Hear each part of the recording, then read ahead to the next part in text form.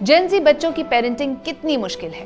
क्या मोबाइल और social media ने इनकी मासूमियत छीन ली है? पेरेंटिंग एक ऐसा रोल है जिसे हम बिल्कुल भी हल्के में नहीं ले सकते हैं। हम क्या वैल्यूज़ देना चाहते हैं, हम फ्यूचर जनरेशन को क्या दिशा देना चाहते हैं, उनके क्या कोपिंग मैकेनिज्म्स होंगे। ये जो बच्चे हैं इनका एक अपनी आइडियोलॉजी है। ये हर चीज़ को सिर्फ हमारे कहने से नहीं मानते। कम्युनिकेशन आपको भी मिसिंग लगती है जब आप बच्चों से बात करती हैं? जो कम्युनिकेशन की बात हम लोग कर रहे हैं अभी, उसमें हमें एक नई आदत जो निकालने की ज़रूरत है, पनपने की ज़रूरत है, वो है सुनना विदाउट गेटिंग सरप्राइज्ड। एक लाइन यहाँ ब्लर हो जाती है कि पेरेंट्स कहीं ना कहीं सोचते हैं कि इनको जो चाहिए वो दे दो, उससे मेरा सपोर्ट दिखता है। अच्छा बनने की कोशिश में हम अपना सेल्फ खुद भूल रहे हैं और बच्चों को हम अच्छा अपने आप को दिखाने के चक्कर में बच्चों का भी जो पर्सनालिटी है वो निखर के नहीं आ पा रही है। पेरेंट्स को बच्चों के पेरेंट बनना चाहिए या दोस्त बनना चाहिए? पेरेंट एक ही होता है, फ्रेंड्स बहुत सारे होते हैं। पेरेंट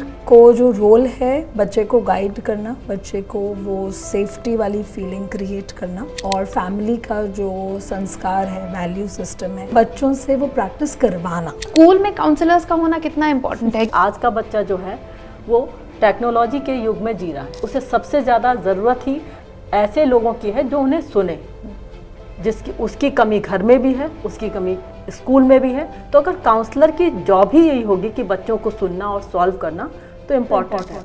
कितनी बार आपके परिवार या दोस्तों के बीच पेरेंटिंग को लेकर चर्चा हुई है? बच्चों को पढ़ाना, उनकी परवरिश करना अब पहले जैसा नहीं रह गया।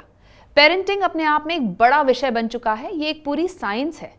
बच्चों के साथ अलग अलग आयु में किस तरह से बर्ताव करना है, कैसे उनकी मनोस्थिति के मुताबिक माता पिता को रिएक्ट करना चाहिए, क्या कहना चाहिए, किन बातों से परहेज करना चाहिए, ऐसी तमाम बातें आपने भी पढ़ी और सुनी जरूर होंगी। शायद इसलिए कि हम लोग जेन ज़ी और जेन अल्फा के दौर में हैं। ये दोनों शब्द आपने भी खूब सुने होंगे। इनकी अपनी शैली है, अपनी भाषा है, अपने ही तौर तरीके हैं। जिनको पता नहीं है उन्हें बता दें कि 1997 से 2012 के बीच की पैदाइश वाले बच्चों को जेन ज़ी और रफली 2010 के बाद पैदा हुए बच्चों को जेन अल्फा नाम दिया गया है। ये बच्चे स्मार्ट हैं, एडवांस्ड हैं, हर चीज को झट से पकड़ लेते हैं। लेकिन इन्हीं बच्चों के गुस्से, जिद और इम्पेशेंस को लेकर माता पिता परेशान हैं। बतरस में आज की चर्चा होगी हर परिवार से जुड़ी हुई। नमस्कार, आपके साथ मैं हूं नंदिता कुडेशिया। जेन ज़ी बच्चों की पेरेंटिंग कितनी मुश्किल है? क्या मोबाइल और सोशल मीडिया ने इनकी मासूमियत छीन ली है? क्या माता पिता का हर डिमांड पूरी करना पेरेंटिंग को और चुनौतीपूर्ण बना रहा है? आइए इस पर चर्चा करते हैं विस्तार से। बात करने के लिए हमारे साथ दो खास मेहमान मौजूद हैं। हमारे साथ वंदना सिंह जी हैं जो कि डीन हैं Ian school of mass communication की, और साथ ही गीतिका कपूर जी हैं जो कि एक चाइल्ड काउंसलर हैं, कई सारे स्कूल्स के साथ भी काम करती हैं। मैम, मैंने अपने प्रिलूड में जिस तरह से कहा, पेरेंटिंग अपने आप में एक सब्जेक्ट है। There are dos, there are don'ts. आप अग्री करते हैं? Absolutely, absolutely. और पेरेंटिंग एक ऐसा रोल है जिसे हम बिल्कुल भी हल्के में नहीं ले सकते हैं। हमारी आने वाली पीढ़ियाँ हमारे पेरेंटिंग स्टाइल से प्रभावित रहती हैं। हम क्या वैल्यूज़ देना चाहते हैं, हम फ्यूचर जनरेशन को क्या दिशा देना चाहते हैं, उनके क्या कोपिंग मैकेनिज्म्स होंगे, वो ज़िंदगी में क्या करेंगे, उसमें पेरेंटिंग का बहुत ज़्यादा रोल है। So definitely parenting is important to talk. But parenting, Vandana ji, बहुत ज़्यादा चेंज भी हुई है। जैसे मैम ने कहा कि हमारी जो आने वाली जनरेशन है वो हमारे पेरेंटिंग स्टाइल से इंस्पायर होंगी। हम भी इंस्पायर्ड हैं अपने माता पिता की पेरेंटिंग स्टाइल से, जो कि अब के स्टाइल से बहुत डिफरेंट है।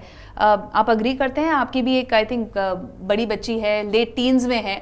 So you been a parent of that time, और इस समय आप क्योंकि एक मास कम्युनिकेशन स्कूल की डीन भी हैं, तो अब आप जेन ज़ी को आगे बढ़ते हुए भी देख रही हैं।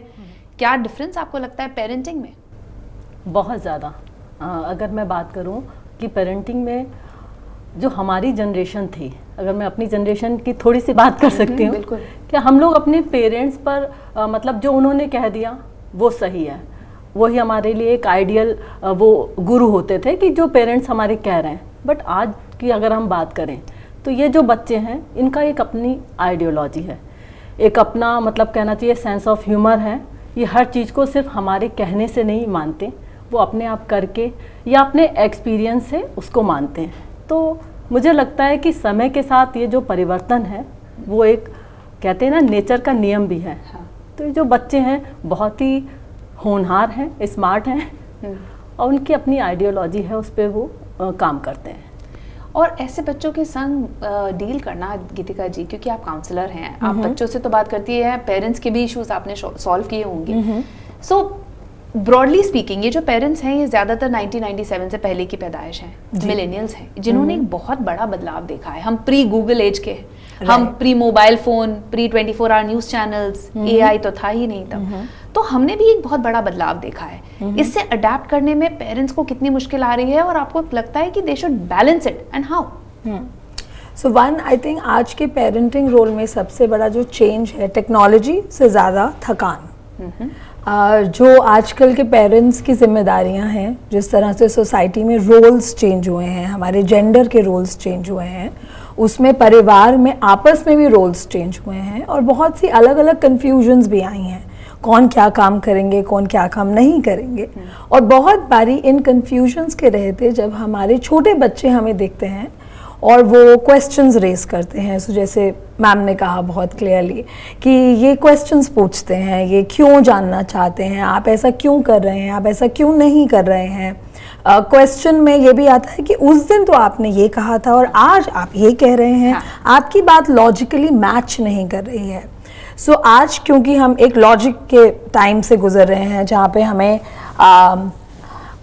हमें एक तार से दूसरा तार जुड़ना ज़रूरी है, बस इसलिए नहीं करेंगे क्योंकि बड़ों ने कह दिया, इसलिए नहीं करेंगे क्योंकि टीचर ने कह दिया, और टेक्नोलॉजी के चलते इंफॉर्मेशन लाइक गूगल, आपने कहा गूगल का ज़माना है, अब तो AI का ज़माना है, तो मुझे बस एक चीज़ बोलनी है, लिखनी भी ज़रूरी नहीं है, और मुझे वहाँ से जवाब मिल जाता है। सो फॉर बच्चे जो वेरीफाई कर रहे हैं बहुत जल्दी जल्दी फैक्ट्स को, उनके लिए सिर्फ ये जान लेना कि मैंने कहा इसलिए ज़रूरी है, काफ़ी नहीं है। सो एज पेरेंट्स हमारे लिए ये रोल बनता है कि अब मुझे सिर्फ कहना नहीं है, मुझे ये पहले समझना है कि मैं जो अपनी ज़िंदगी में कर रही हूँ वो मैं क्यों कर रही हूँ, उसके क्या मायने हैं। पेरेंटिंग के लिए जो कॉन्शियसनेस बढ़ गई है, पहले ज़माने में हम कहते थे अगर पेरेंट ने रोटी कपड़ा मकान, अच्छी सुविधा, अच्छी एजुकेशन बच्चे को दे दी तो बहुत हो गई पेरेंटिंग। आज के पेरेंट को लगता है नहीं, क्या स्कूल होगा वो भी मुझे जानना ज़रूरी है, उस स्कूल में कैसे पढ़ाया जाएगा वो भी जानना ज़रूरी है, मेरे बच्चे के लिए मुझे क्या इन्वेस्टमेंट्स तैयार करनी है वो भी जानना ज़रूरी है। और अब कंपटीशन हो गया कि कौन बेहतर पेरेंट है। करेक्ट, ये बहुत इंपॉर्टेंट बात आपने कही कि एक मैकेनिकल लाइफ हमने बना दी है ना। अब वंदना जी, जिस तरीके से मैकेनिकल लाइफ की हम लोग बात कर रहे हैं, अब आजकल पेरेंट्स, जैसे कि आपने बोला ना, सोशल प्रेशर बहुत है, सोशल प्रेशर बहुत ज़्यादा है कि मेरा बच्चा क्या कर रहा है, क्या वो एक्सेल कर रहा है कि नहीं कर रहा, कितने ज़्यादा स्पोर्ट्स कर रहा है, कितनी एक्स्ट्रा करिकुलर कर रहा है। दिस हम बर्डन हो गए हैं इन चीज़ों से। पेरेंट्स कैसे इस चीज़ से बचें? मतलब आई थिंक एक डिलेमा में रहते हैं कि बच्चों को बाहर खेलने जाने दें खुले मैदान में, या फिर स्कूल से आते ही अब ये क्लास, अब ये क्लास, अब ये क्लास, खाना खाओ, सो एक ही डिलेमा है पेरेंट्स के अंदर। इसको सॉल्व करने का क्या तरीका हो सकता है? इसको मुझे लगता है सॉल्व करने के लिए बैलेंसिंग ज़रूरी है, जो आजकल मैं मिसिंग देखती हूँ। जैसे मैं क्योंकि कॉलेज में डीन हूँ, तो मेरे पास बहुत से बच्चों के पेरेंट्स भी आते हैं, तो वो कहते हैं कि हमारी ये बात सुनता ही नहीं है, ये अपने तरीके से बस मोबाइल में लगा रहता है, बाहर बिल्कुल जाता ही नहीं है खेलने ना। हम चाहते हैं कि कुछ संगीत सीखे, कुछ म्यूज़िक करे, कुछ एक्स्ट्रा ऑर्डिनरी, बट ये नहीं करता। तो मैं उनसे बोलती हूँ कि जैसे आजकल क्या हो गया, साइकोलॉजी पेरेंट्स की क्या है कि बच्चे को डांस करना भी आना ज़रूरी है, बिल्कुल, बच्चे को गाना गाना भी आना ज़रूरी है, स्पोर्ट्स तो आना ही चाहिए। उसकी अपनी क्या है, जैसे कई बार पहले मैं पेरेंट्स से बात करती हूँ तो उनकी अपनी पर्सनैलिटी क्या है। सपोज करिए कि मुझे डांस करना पसंद ही नहीं है, तो मैं क्यों सीखूंगी।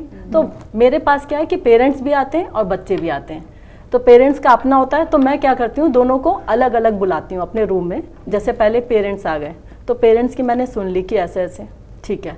फिर मैं कहती हूँ आप लोग थोड़ा वेट करिए, स्टूडेंट्स आते हैं तो उनसे बात करते हैं, तो वो बोलते हैं मैम हमें तो पसंद ही नहीं है डांस करना, मम्मी कहती है कि यहाँ कॉलेज के बाद आकर के परफॉर्म करो, कुछ डांस सीखने जाओ, मेरा एडमिशन करा दिया, कहते मेरी फीस दे दी है और तुम हमारा लॉस करवा रहे हो, पर मैम मुझे तो पसंद ही नहीं है। तो मैंने पूछा बेटा आपको क्या पसंद है, मैम मुझे तो AI पसंद है। अब आर्टिफिशियल इंटेलिजेंस के आने से बच्चों का है कि हमें तो वो मोबाइल में ये चीज़ अच्छी है, वो चीज़ अच्छी है। देखिए, तो मैं पेरेंट्स से कई बार बोलती हूँ कि आप लोग देखिए, समय के साथ चलना। मोबाइल में ऐसा नहीं है कि मोबाइल में सब चीज़ें खराब ही हैं। मोबाइल हो गया, आर्टिफिशियल इंटेलिजेंस हो गया, इसमें बहुत नॉलेज की चीज़ें भी हैं। तो मैंने पेरेंट्स को कई बार बताया कि आप उनको समय दीजिए, उनको सुनिए। एक दूसरी प्रॉब्लम जो मैंने और फेस की कि पेरेंट्स जो है वो बच्चों को ना सुनना नहीं चाहते हैं। मतलब वो जो उन्होंने उनके लिए एक आइडियल वो बना दिया ना लाइफ स्टाइल, वो चाहते हैं कि बस उसे फॉलो करें। पॉसिबल नहीं है, वो कोई रोबोट नहीं है कि वो उस लाइफ स्टाइल को फॉलो, उनकी अपनी एक इंडिविजुअल पर्सनैलिटी है, वो उस हिसाब से जीना चाहते हैं कि उन्हें क्या करना है। तो मैंने पेरेंट्स को कहा कि आप उन्हें सुनिए, उन्हें बात करिए, समझिए। देखिए, एक ये भी प्रॉब्लम है आज के समय कि जो जनरेशन है, जो हमारी जनरेशन है, जिनके बच्चे हैं वो लोग वर्किंग हैं, तो उनका बहुत ही टाइट शेड्यूल है। वो अपने ऑफिस गए, वहाँ से वो बच्चे को गाइड कर रहे हैं या मोबाइल पे वॉच कर रहे हैं कि बच्चे ने वहाँ कॉलेज से आकर के अब क्या किया, अब वो स्विमिंग के लिए गया कि नहीं गया, अब वो स्पोर्ट्स के लिए गया कि नहीं गया। वो कोई रोबोट नहीं है, उनको आप उनका स्पेस दीजिए। वो लोग क्या चाहते हैं उनको सुनिए।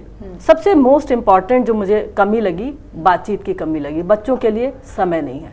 जब आप बच्चों को समय देंगे, उन्हें सुनेंगे कि वो चाहते क्या हैं, तब आप उन्हें समझा सकते हैं ना। अगर मेरे बच्चे के लिए समय ही नहीं है, जब मैं उसको समझ ही नहीं रही हूँ कि उसे चाहिए क्या, तो मैं उसको दे कैसे सकती हूँ।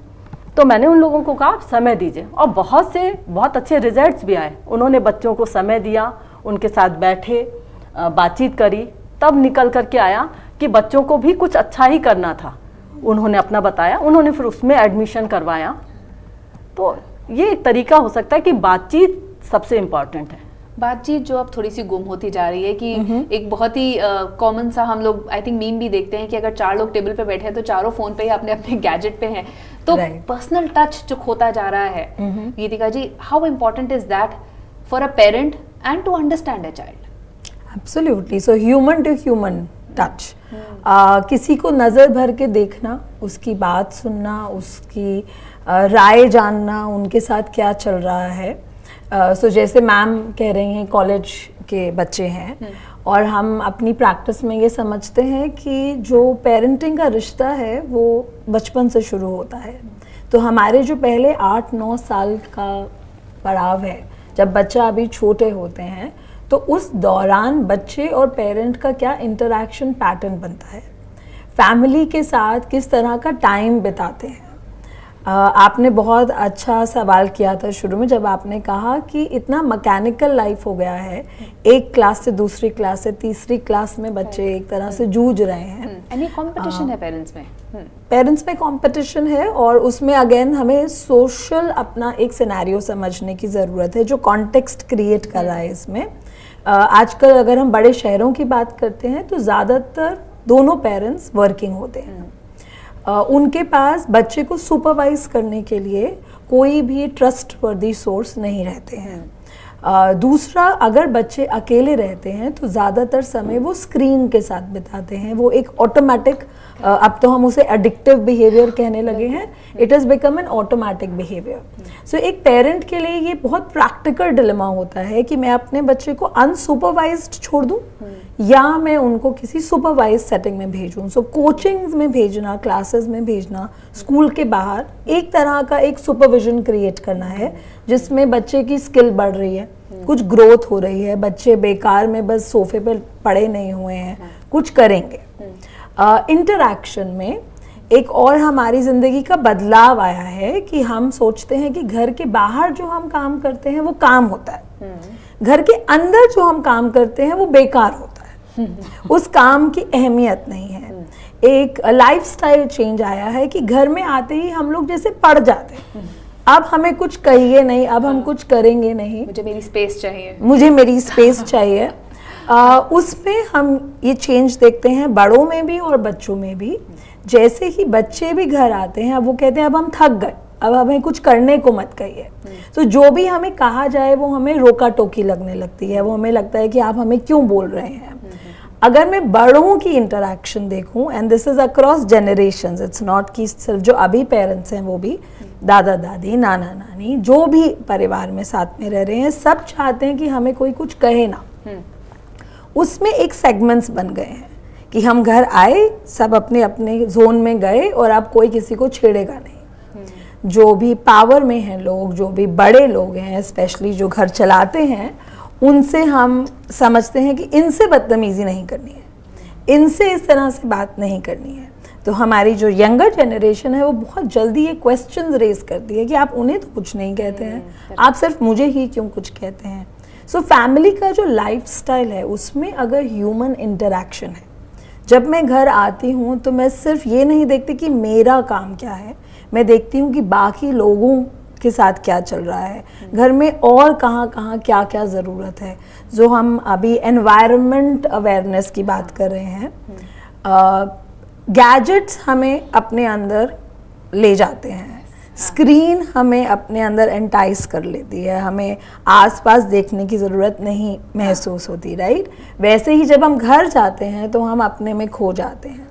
एनवायरनमेंट का जो आजकल नुकसान हो रहा है, हम घर के बाहर के एनवायरनमेंट की बात करते हैं ना कि पेड़ पौधे, वातावरण, पोल्यूशन, ऑल ऑफ दैट, पर अगर हम घर के अंदर का एनवायरनमेंट देखें तो उसमें भी यही हो रहा है कि कहाँ कुछ कमी है, कहाँ गंद पड़ा है, कहाँ कुछ ठीक करना है, न्यूट्रिशन कैसा है, कौन कितना फिजिकल एक्सरसाइज कर रहे हैं, कौन बीमार हैं जिन्हें डॉक्टर पे ले जाना है, वगैरह वगैरह। सो हमारी जो ह्यूमन इंटरेक्शन में हर एक को नज़र घुमा के देखना, कहाँ कहाँ क्या क्या ज़रूरत है, ये एक बुनियादी आदत है जो कहीं ना कहीं टूट गई है पिछले कुछ सालों में।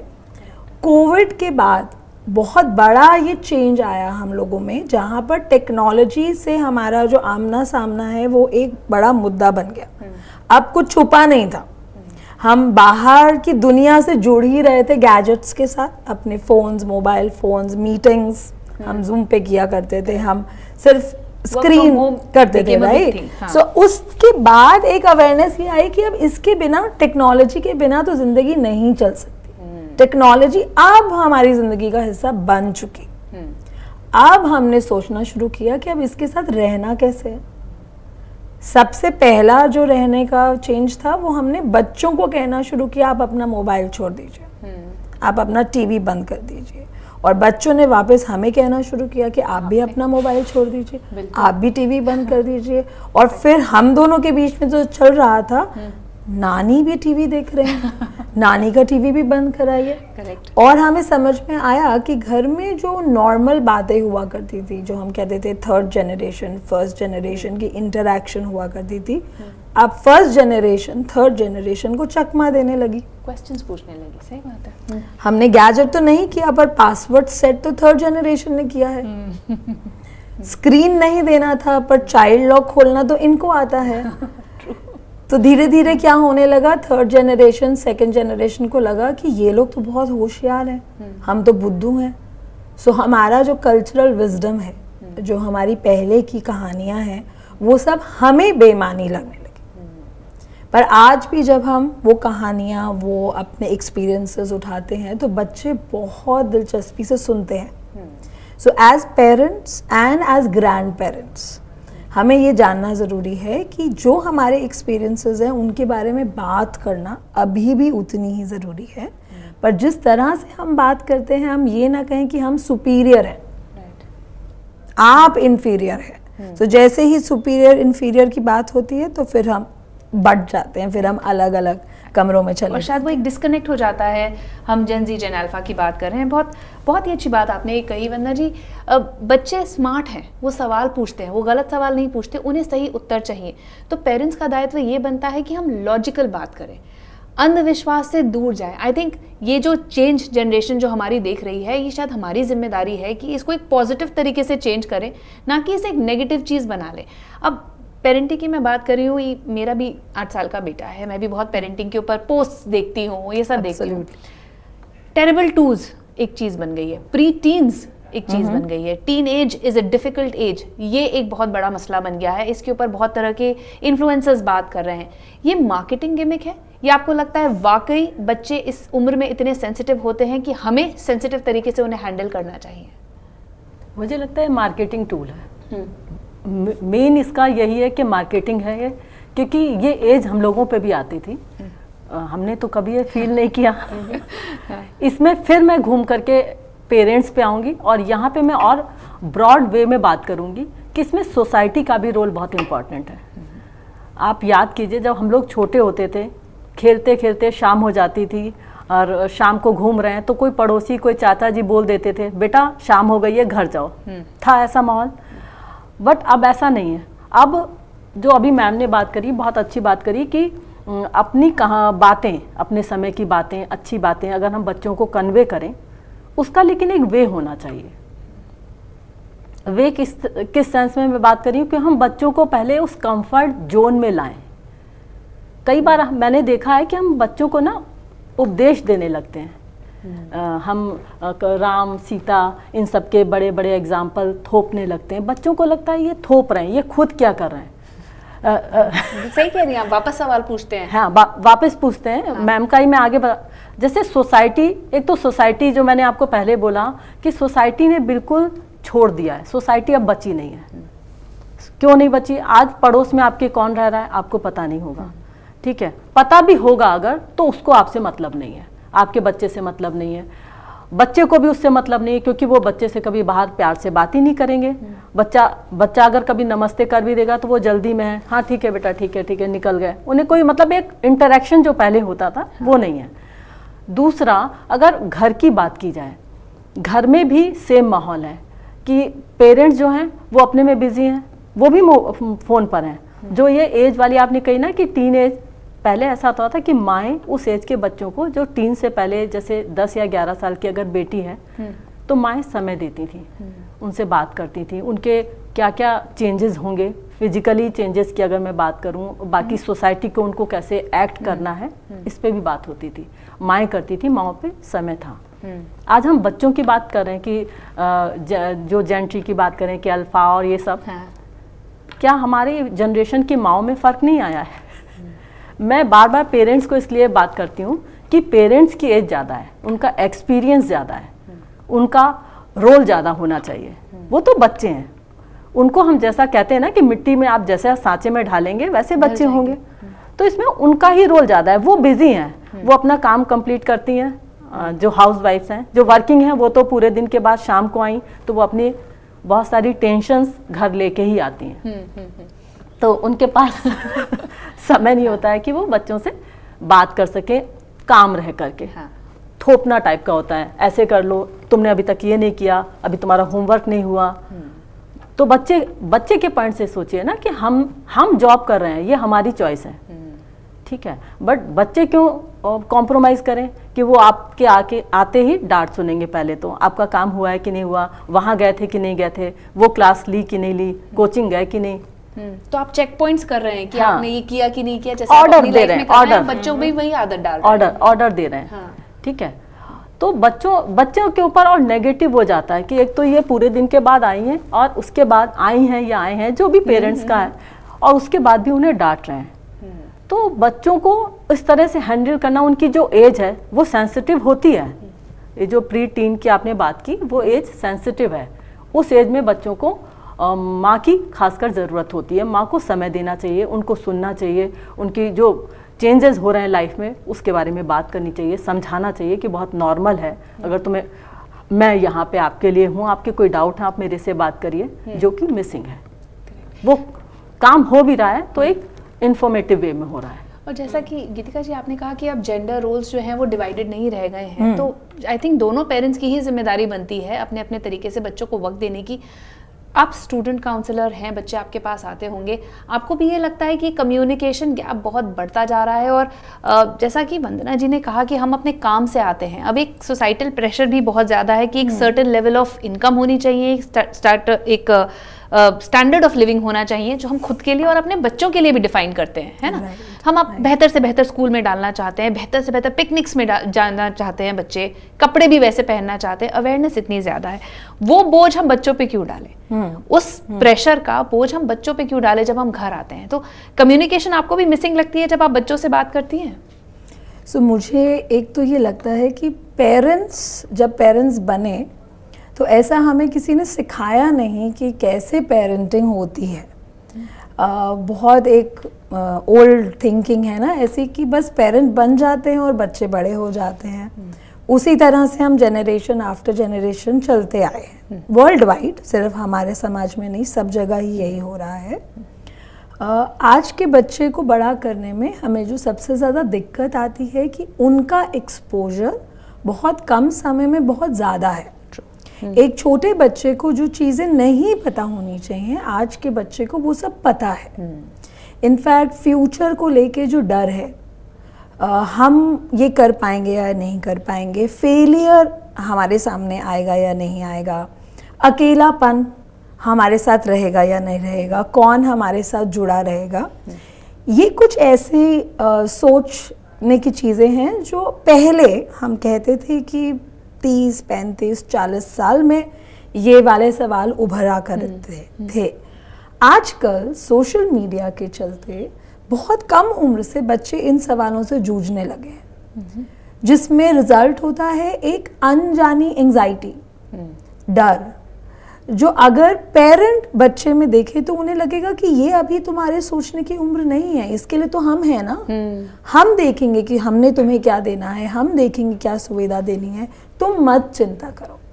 पर अब ह्यूमन माइंड ऐसा स्ट्रक्चर्ड है कि वो डिलीट नहीं करना चाहता, उसके पास इंफॉर्मेशन आती है, अब वो रह जाती है। सो पेरेंट के लिए, आज के पेरेंट के लिए मेरी सहानुभूति रहती है कि इस क्वेश्चन का सामना करना एक छोटे बच्चे के मुंह से हर पेरेंट के लिए बहुत कंफ्यूजिंग है कि ये क्या पूछ रहे हैं, ये कहाँ से आ रहा है। पेरेंट क्योंकि बच्चे क्योंकि अलग अलग सोर्सेस के पास जा रहे हैं जो पेरेंट की निगरानी से परे है। मुझे लगता है आज के पेरेंट चाहे कितनी भी कोशिश कर ले, वो पूरी तरह से नलिफाई नहीं कर सकते, पूरी तरह से अपने बच्चे के एनवायरनमेंट को सिक्योर नहीं कर सकते, हर इंफॉर्मेशन सोर्स को वो मॉनिटर नहीं कर सकते, वो नहीं मॉनिटर कर सकते। और क्योंकि अगर हम अपने बच्चे के इमीडिएट एनवायरनमेंट को मॉनिटर करते हैं तो उनके जो साथी हैं, जहाँ स्कूल में जो साथी हैं, जो बाहर साथी हैं, वो इन्फॉर्मेशन लेकर आ जाते हैं उनके पास में। सो जो कम्युनिकेशन की बात हम लोग कर रहे हैं अभी, उसमें हमें एक नई आदत जो निकालने की ज़रूरत है, नपने की ज़रूरत है, वो है सुनना विदाउट गेटिंग सरप्राइज्ड। ये क्या हुआ, ये तुमने कैसे कह दिया, ये क्या मतलब है, ये तुम्हारी सोच हो ही नहीं सकती, कौन सिखा रहा है, कहाँ देख रहे हो। सो उस सरप्राइज एलिमेंट को अगर हम बहुत कॉन्शियसली ड्रॉप करना शुरू करते हैं और हम एक क्यूरियोसिटी के साथ सुनना शुरू करते हैं, अच्छा ये कहाँ सुना तुमने, ये वाली बात तो मुझे पता ही नहीं थी, अच्छा तो तुम इसके बारे में भी सोचते हो।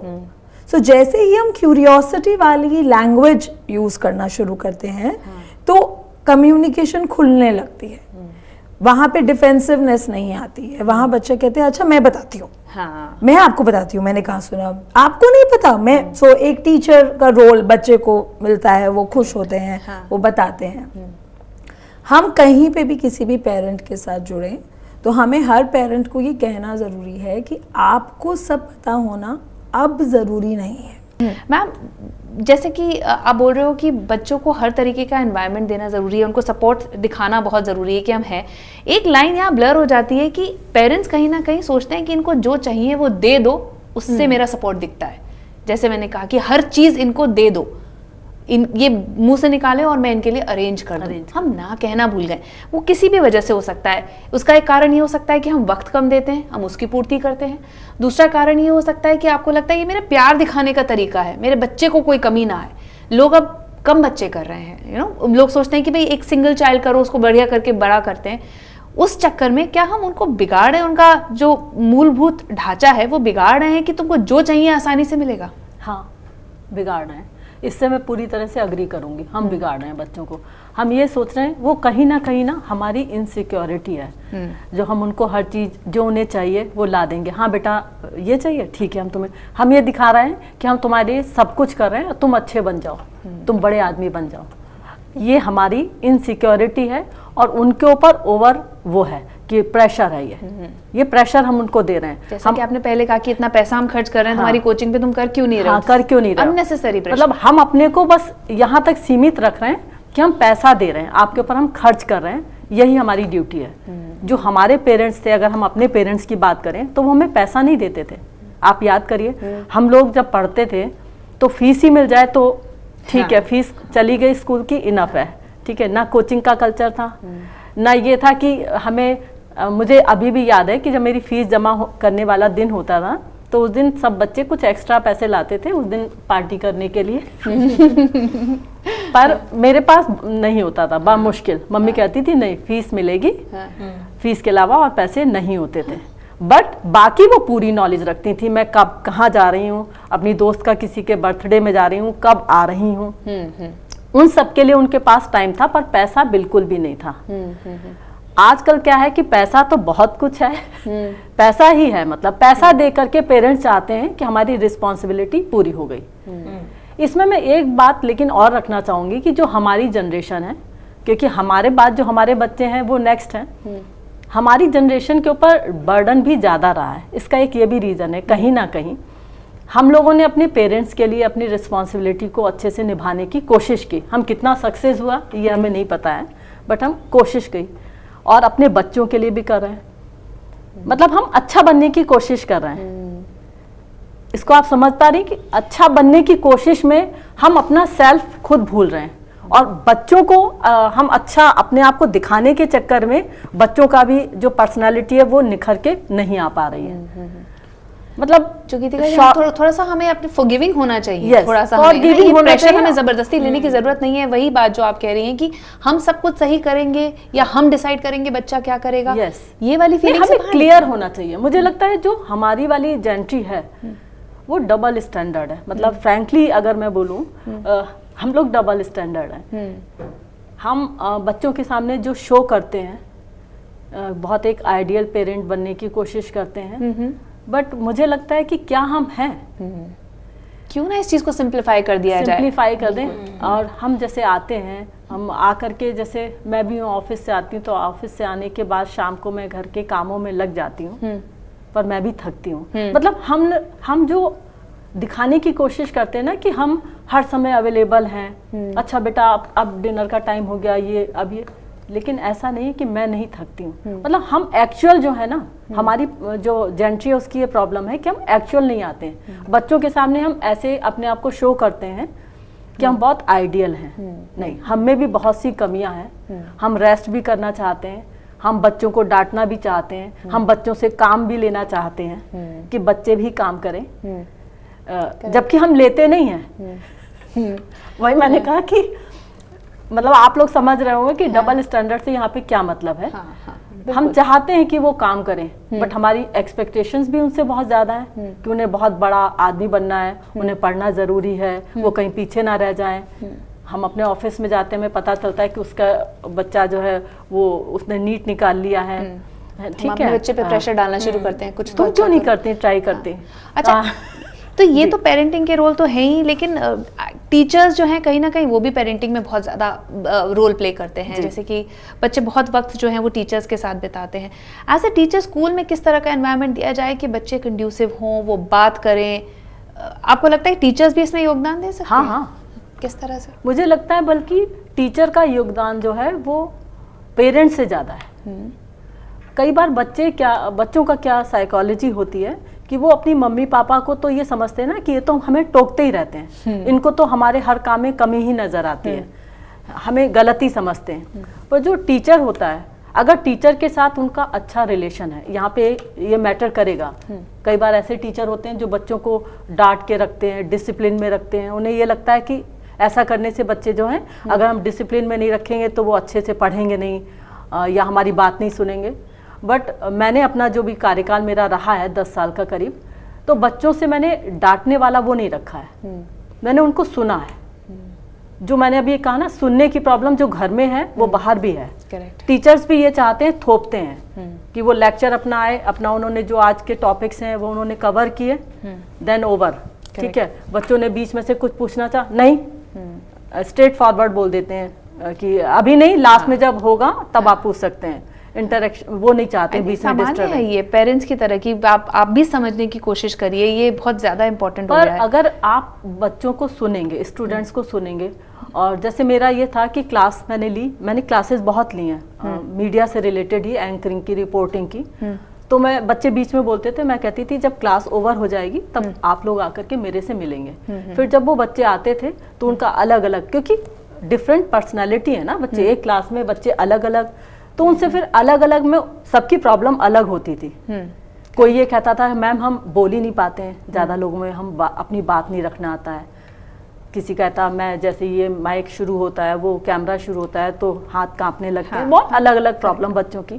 तो फिर मैं उनको इंडिविजुअल्स को अलग अलग बात करके, कुछ अपनी फैमिली प्रॉब्लम को लेके आते थे कि मेरे घर में ऐसा माहौल है, मेरे पापा कहते हैं कि नौकरी कर लो, पढ़ने की ज़रूरत क्या है, करेक्ट, हमें पैसे की ज़रूरत है। लोगों की तो problems। उनको सुनना, हाँ, मैं सुनती थी। आई थिंक क्रक्स यही है कि कम्युनिकेशन बहुत इंपॉर्टेंट है हर लेवल पे, जो कि मिसिंग हो रहा है, जो मिसिंग है। जो अब missing है। जैसे कि हम पहले कहावत थी ना, it takes a village to raise a child. Now there is no village, there is no society. Society जो है वो कहीं ना कहीं अब गैजेट्स में सिमट कर रह गई है, हम उन्हीं से सीख रहे हैं। हियर ये भी एक विषय है मैम, बहुत ज़्यादा इस पे चर्चा होती है गीतिका जी की पेरेंट्स को बच्चों के पेरेंट बनना चाहिए या दोस्त बनना चाहिए, या एक उम्र तक पेरेंट रहना चाहिए फिर दोस्त बन जाना चाहिए। कितना इजी ये ट्रांजिशन होता है और कितना डिफिकल्ट ये डिसीजन एक पेरेंट के लिए होता है। सो आई थिंक पेरेंट को पेरेंट ही होना चाहिए, क्योंकि पेरेंट एक ही होता है, फ्रेंड्स बहुत सारे होते हैं। पेरेंट को जो रोल है बच्चे को गाइड करना, बच्चे को वो सेफ्टी वाली फीलिंग क्रिएट करना, सपोर्ट सिस्टम बनना बहुत ज़्यादा ज़रूरी है। और फैमिली का जो संस्कार है, वैल्यू सिस्टम है कि हमें किस तरह के इंसान बनना है, हमें किस तरह की क्वालिटीज़ के साथ आगे बढ़ना है, उसकी चर्चा, उसकी प्रैक्टिस, उसको दिखाना और बच्चों से वो प्रैक्टिस करवाना, सारे के सारे पहलू ज़्यादा इम्पोर्टेंट है।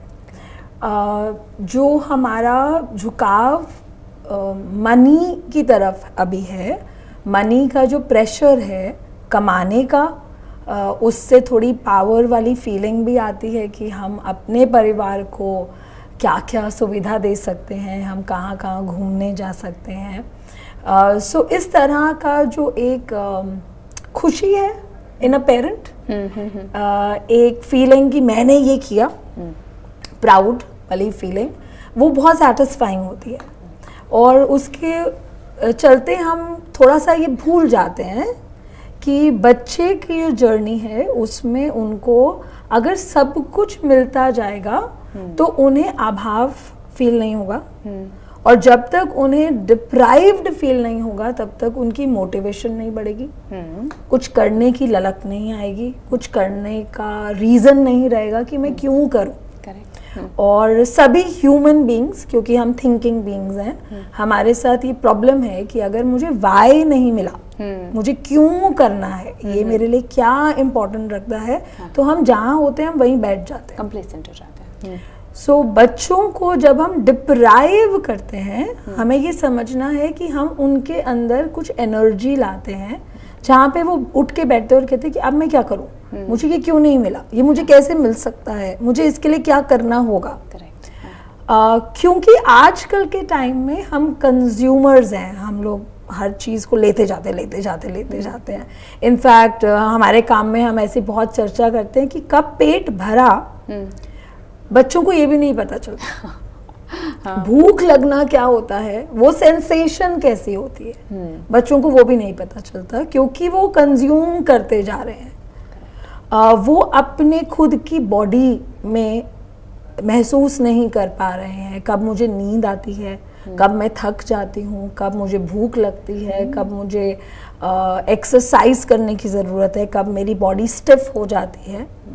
और ये सब हो रहा है क्योंकि गैजेट्स की दुनिया हमें बहुत ज़्यादा अपने अंदर खींच रही है, वो एक्चुअली हमसे हमारा कनेक्शन तोड़ रही है individual level.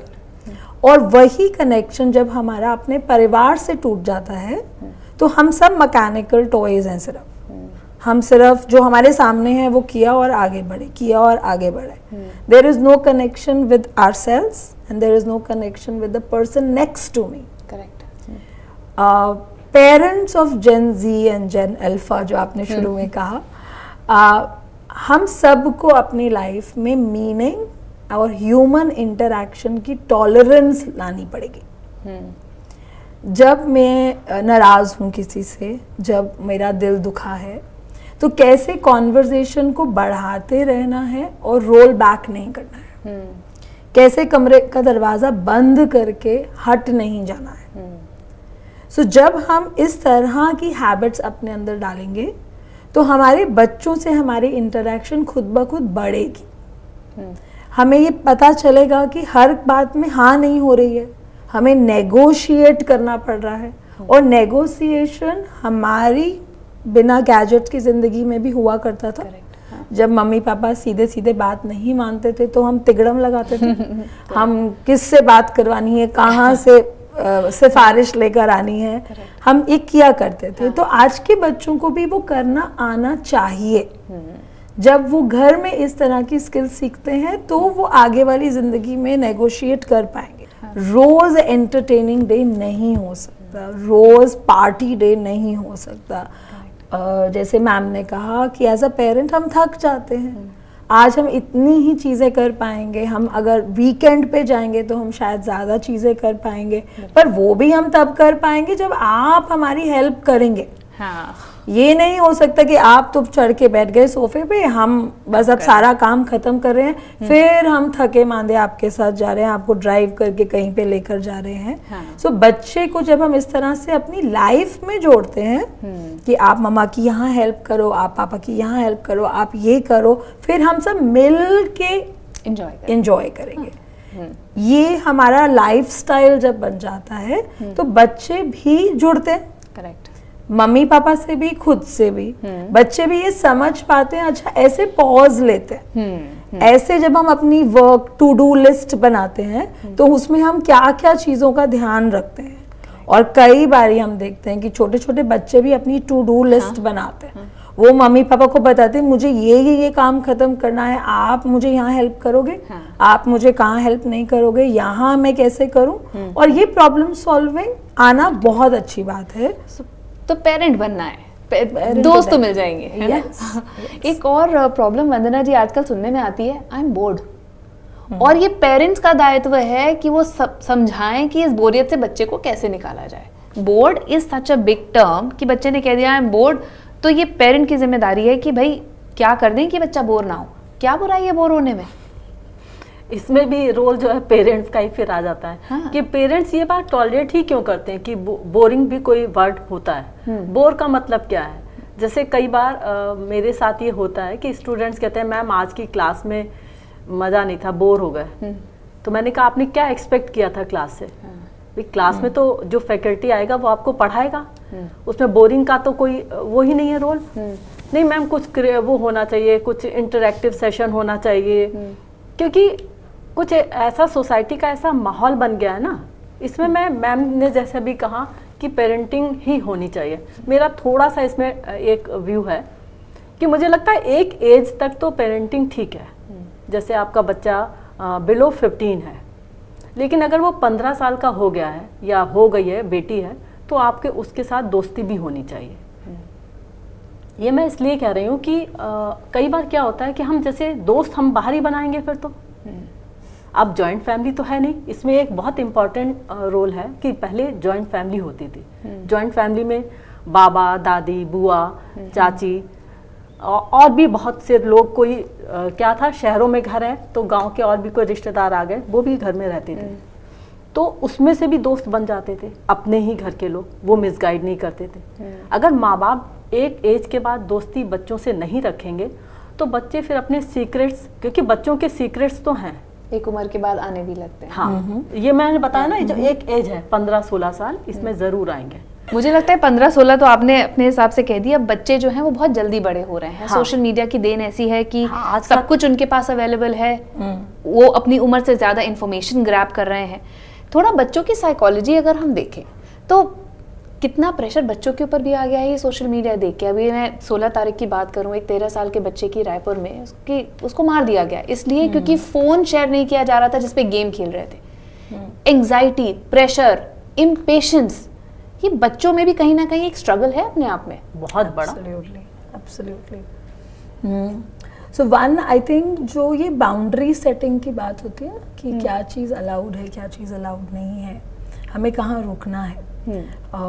As a parent, as a family, in fact मैं अभी भी थोड़ा एक्सटेंडेड फैमिली की तरफ देखा करती हूँ। हाँ। कि चाहे हम एक जगह नहीं रहें, पर हम चाहे दूसरे शहरों में भी रहें, पर क्या मेरी एक्सटेंडेड फैमिली को मेरी पेरेंटिंग जर्नी का हिस्सा बनने का मौका मिलता है? क्या मैं उनकी पेरेंटिंग जर्नी का हिस्सा बनती हूँ? क्या घर के सब बच्चों को एक दूसरे के बारे में वो जानकारी है? क्या वो जुड़े हुए हैं, चाहे वर्चुअली, हाँ। चाहे वो फ़ोन कॉल्स और वीडियो कॉल्स में जुड़े हैं, पर उन्हें पता है कि ये हमारे लोग हैं, इनसे हमें बात करनी है।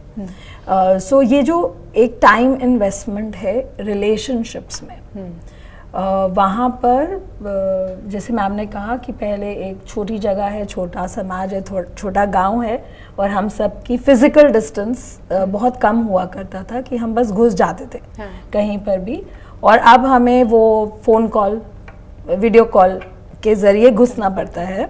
पर ये अगेन कॉन्शियसली अगर हम कर रहे हैं, हम ये बच्चों को बता रहे हैं कि इस तरह की चीज़ें हम करते हैं, और जब बच्चों को ये पता होता है कि अच्छा ज़रा चाची से बात करके देखिए, ज़रा मासी के पास जाके देखिए बुआ क्या बोलती हैं, और जब हम परिवार में आपस में इस तरह से बात कर रहे हैं तो एक बाउंड्री जो बनती है वो पूरे परिवार की एक जैसी बन जाती है।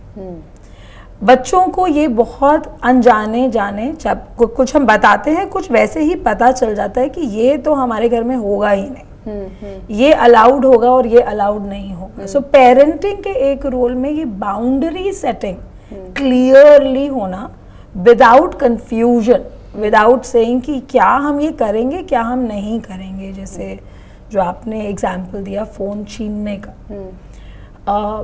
जब मैं परेशान हो रही हूँ, मैं फ्रस्ट्रेट हो रही हूँ, मुझे कुछ चाहिए और सामने वाले के पास वो है, सो एक वो दायरा कि मैं कभी भी जाके उनसे छीनूंगी नहीं, मैं किसी को भी जाके अग्रेसिवली मारूंगी नहीं, क्योंकि मुझे वो चाहिए जो उनके पास है। सो ये एक बेसिक वैल्यू हो गई, एक बिहेवियर हो गया जो हमने अपने परिवार में बढ़ाया, और हमने ये सिचुएशंस क्रिएट किए। सो जो मैम ने कहा उसमें मेरे दिमाग में आया, हम जब साइकोलॉजी में बात करते हैं तो हम रोल प्लेस करते हैं कि हम बच्चों के साथ या पेरेंट के साथ या टीचर के साथ, आप वो बन जाइए जो आपको तंग कर रहे थे और मैं वो बन जाती हूँ जो आप हैं। अब रोल प्ले हो रहा है कि हमारे पास क्या क्या ऑप्शंस हैं उसी सिचुएशन को रिस्पॉन्ड करने की। करेक्ट। जब हम वो 2, 3, 4 तरीके से रोल प्ले करते हैं तो बच्चों का सोचने का दायरा बढ़ता है। अच्छा, मेरे लिए ये भी एक ऑप्शन थी, मैं ऐसे भी कर सकती थी, मैं ये भी बोल सकती थी, और वो धीरे धीरे उनकी लैंग्वेज का हिस्सा बनता जाता है। तो जब हम पेरेंटिंग की रोल की बात करते हैं तो हमें खुद को मेंटर्स समझना ज़रूरी है। हम वो पेरेंट्स नहीं हैं जिन्होंने बस कह दिया तो कह दिया, अब नेगोशिएशन की तो कोई उम्मीद ही नहीं है। हम जब मेंटर्स हैं, जिसका मतलब है अगर मैं अटकी तो भी मम्मा के पास जाना है, अगर कुछ अच्छा किया तो भी इनको बताना है, अगर मुझे डर लग रहा है तो भी इनको बताना है, ये सभी कुछ झेल लेती हैं। इनके साथ मैं हर तरह की बात कर सकती हूँ, और ये वाली नींव मुझे लगता है आज के बच्चों के साथ बहुत कम उम्र से बननी ज़रूरी है, क्योंकि उनके लाइफ में इस तरह के सरप्राइजेस आ रहे हैं जो हमें लगता भी नहीं कि उनके सामने आ सकते हैं। उनके सामने ऐसे क्वेश्चंस आ जाते हैं जो हमें लगता है कि इतने छोटे बच्चे को कुछ नहीं पता होगा, इन्हें ऐसा हो ही नहीं सकता। और हमें अब वो जगह बनानी है, घर खास करके वो जगह होना चाहिए जहाँ आप कुछ भी आके बोलोगे। मम्मा पापा ऐसे जोर ज़बरदस्ती करके आपको चुप नहीं करवाएंगे, वो सुन लेंगे और फिर वो आपकी सॉल्यूशंस में भी हेल्प करेंगे, और वहाँ पर हमारा एक्सपीरियंस काम आता है। कुछ चीज़ें होंगी जो हमारे साथ भी बीती हैं, हमारे साथ भी हुआ है, तो हम अपने एक्सपीरियंस से ही बता देंगे। कुछ हम कहेंगे अच्छा इसके बारे में सोचना पड़ेगा, ये कैसे हो रहा है तुम्हारे साथ, अच्छा उसने ऐसे बोल दिया तुमको, बाप रे। फिर वही रोल प्ले कि चलो देखें इसको कैसे सॉल्व कर सकते हैं। Yes, that is a role play that we need to do. तो अब पेरेंट्स के ऊपर तो जिम्मेदारी है ही, हर पेरेंट इतना मैं कह सकती हूँ कि इवॉल्व शायद ना हो कि वो एक साइकोलॉजिकली बच्चों से बात कर सके। हम बातें तो बहुत करते हैं कि ऐसा होना चाहिए, पर सबकी पर्सनालिटी होती है। बहुत इम्पोर्टेंट है। तो स्कूल में काउंसलर्स का होना कितना इम्पोर्टेंट है, क्योंकि स्कूल में अगर आप काउंसलर रखते हैं जो बच्चे की बात सुनता है, शायद वो एक कड़ी बन सके पेरेंट और बच्चों के बीच में। तो ये आजकल की नीड है। 100% होना चाहिए काउंसलर, क्योंकि ना एजुकेशन सिस्टम जो है वो चेंज हो गया है। पहले अगर आप याद कीजिए, पहले के जो अध्यापक होते थे वो काउंसलिंग भी करते थे, उसके लिए वो कोई एक्स्ट्रा चार्ज नहीं करते थे, उनका और विद्यार्थी का एक अच्छा रिलेशन होता था। बट अब ऐसा नहीं है। आज का जो टीचर है वो एक प्रोफेशनल हो चुका है। वो अपनी क्लास लेगा, उसकी जो भी 50 मिनट्स की क्लास है ली, देन ओवर, देन उसके बाद वो स्टूडेंट से कांटेक्ट भी में अगर बच्चे करना भी चाहेंगे ना तो वो कहेगा नहीं टाइम नहीं है, मेरा नेक्स्ट लेक्चर है या मुझे कहीं जाना है। तो काउंसलर होना बहुत ही इम्पॉर्टेंट है, क्योंकि आज का बच्चा जो है वो टेक्नोलॉजी के युग में जी रहा है, ठीक है। उसे सबसे ज़्यादा ज़रूरत ही ऐसे लोगों की है जो उन्हें सुने, जिसकी उसकी कमी घर में भी है, उसकी कमी स्कूल में भी है। तो अगर काउंसलर की जॉब ही यही होगी कि बच्चों को सुनना और सॉल्व करना, तो इम्पॉर्टेंट है। और जितना मेरी नॉलेज में है एजुकेशन सिस्टम की, सभी स्कूल में जो अच्छे स्कूल हैं सब में काउंसलर्स हैं, इसीलिए इस ज़रूरत को ध्यान में रखते हुए उनको रखा गया। बिल्कुल मैम, बहुत सारे स्कूल्स में जाते हैं, आपने बताया आप काउंसिल करते हैं टीचर्स को भी, पेरेंट्स को भी। बट मेंटल हेल्थ अब एक ऐसा इशू है जो कि बहुत अच्छी बात है, लोग खुल के इसके बारे में बात कर रहे हैं। बट कोई भी इशू को अब्यूज होते ज़्यादा टाइम नहीं लगता। अगर आप ये बोलें कि बच्चे की मेंटल हेल्थ और बच्चे उसको लेने लगे, I am depressed, I am too sad, मैं बहुत दुखी हूँ, आपने डांट दिया मैं बहुत दुखी हूँ, एक लाइन यहाँ पे शायद काउंसलर्स ही ड्रॉ कर सकते हैं। क्योंकि पेरेंट्स को फिर से वही एक और बोझ डाल देना कि आप उनकी मेंटल स्थिति समझिए भी, लेकिन उस पर लाइन भी ड्रॉ करिए, तो काउंसलर्स का रोल शायद बढ़ जाता है थोड़ा। सो देखिए, counsellors as an entity, as a body होना बहुत ज़रूरी है, क्योंकि उनकी स्पेशलाइज्ड ट्रेनिंग है, उनको वो स्किल सेट दिया गया है जो अपने आप ही कॉन्वर्जेशन या इमोशनल वेलबींग की चीज़ों को फैसिलिटेट करते हैं। हम ये भी देखते हैं कि जिन जिन सिचुएशंस में काउंसलर्स अवेलेबल हैं वहाँ इमोशनल अवेयरनेस ज़्यादा होती है, क्योंकि वो उस मुद्दे को उठाए रखते हैं। वो हर एडमिनिस्ट्रेटर से, टीचर से, पेरेंट्स से ये बात करते ही रहते हैं कि आप इस दिशा में भी देखिए, आप इमोशंस को भी समझिए, आप उसके बारे में कॉन्वर्जेशन कीजिए। As a skill adult, in fact अब मैं पेरेंटिंग से हट रही हूँ, मैं अडल्ट बोल रही हूँ कि जो भी इस रोल में है, जो एक छोटे उम्र के बच्चे को इन्फ्लुएंस कर सकते हैं, उसे सिखा सकते हैं, उसकी ज़िंदगी में कुछ भी कंट्रीब्यूशन ऐसी दे सकते हैं जो उस बच्चे को ग्रो करने में हेल्प करती है। हमें इन मेंटर्स और फैसिलिटेटर्स को बच्चों की ज़िंदगी में आइडेंटिफाई करना बहुत ज़रूरी है। बट ये कितनी अच्छी बात है, आई थिंक ये पेरेंट्स को भी समझना चाहिए कि हमारी ये जिम्मेदारी नहीं है अपने बच्चों की लाइफ की सारी प्रॉब्लम सॉल्व करने की, उन्हें नॉर्मलाइज करें। सो बहुत ही अच्छी चर्चा आज यहाँ पर हुई है, और पेरेंट्स के लिए खासकर जो बात यहाँ निकल के आई है कि पेरेंट्स जब लोग बनते हैं तो वो बचपन से सीख के नहीं आते कि पेरेंटिंग कैसे करनी है। सो अपने लिए थोड़ा सा फॉरगिविंग रहना चाहिए और नई चीज़ें सीखने के लिए हमेशा ओपन रहना चाहिए। संवाद एक ऐसी चीज़ है जो आपको अपने बच्चों से हमेशा जोड़े रखेगी, और जिसकी वजह से हम भी सीखेंगे, बच्चे भी सीखेंगे। तो संवाद हमेशा बना ही रहना चाहिए। बहुत बहुत शुक्रिया इस चर्चा में जुड़ने के लिए गीतिका जी, वंदना जी, आप दोनों का। आपका भी बहुत बहुत शुक्रिया बतरस देखने के लिए। नमस्कार।